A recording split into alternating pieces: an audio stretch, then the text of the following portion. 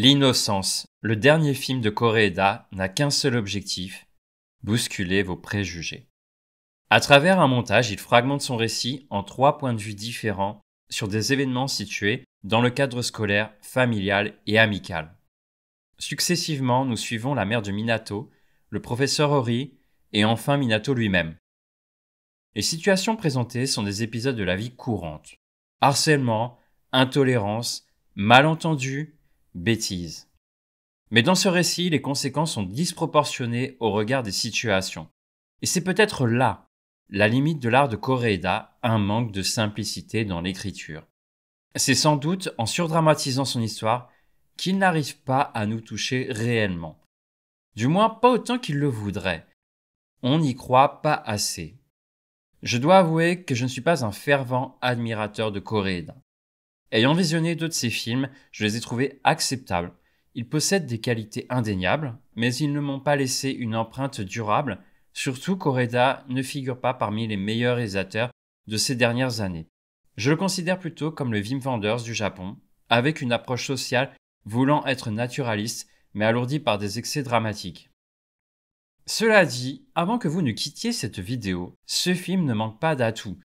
La représentation de la situation du professeur Ori évoque des moments auxquels chacun peut s'identifier. Koreeda réussit à mettre en lumière la dégradation de cette petite classe moyenne japonaise, qui ne sera pas sans nous évoquer notre propre tropisme français. Et c'est là que Koreeda nous touche. N'est-ce pas vrai que la profession d'enseignant a perdu en considération? Autrefois respecté, l'enseignant est désormais un modeste fonctionnaire, voire un simple employé, réduit à accomplir toutes les tâches subalternes. Cette déchéance sociale est illustrée par une scène où la directrice à 4 pattes gratte le sol pour décoller un misérable chewing-gum. À travers cette simple scène, on comprend tout l'abaissement de son statut social. D'autant plus que le poids des parents d'élèves a considérablement augmenté. Ils sont désormais les juges de l'équipe enseignante. Ils interviennent dans la pédagogie. Ils ont leur mot à dire sur les programmes. Bref, ils rendent la tâche difficile aux professeurs, qui ne sont plus dès lors que des prestataires de services.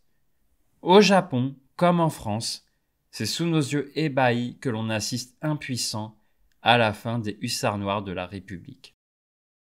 Quant à la direction de l'école, elle préfère minimiser, faire le dos rond, voire étouffer les problèmes, créant ainsi un environnement hostile aux enseignants personnifié en Monsieur Ori.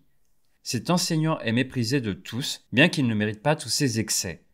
Sa profession est dévalorisée, son apparence vestimentaire rappelle celle d'un professeur d'éducation physique, son logement est exigu, sa culture générale limitée à la culture populaire et sa petite amie est apparemment une hôtesse. Bref, personne ne le respecte. De plus, il est accablé par les responsabilités, phénomène typique des professeurs contractuels inexpérimentés, contraints d'apprendre leur métier sans réel soutien hiérarchique.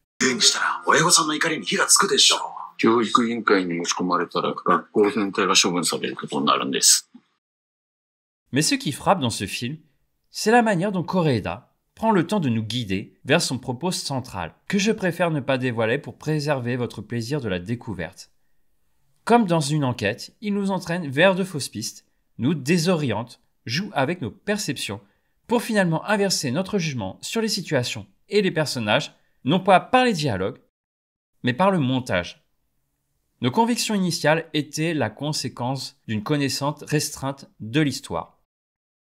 Au début du film, la mère de Minato semble démunie face à une administration scolaire et un professeur violent.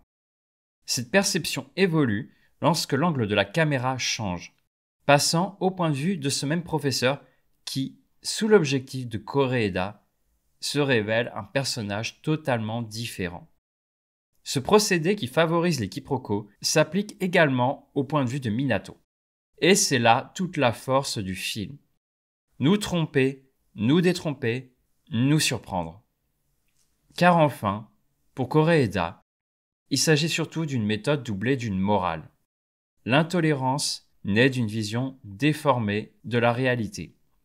En tant qu'humaniste convaincu, il croit qu'en s'identifiant à ces personnages, en se mettant à leur place, on peut nous rendre meilleurs.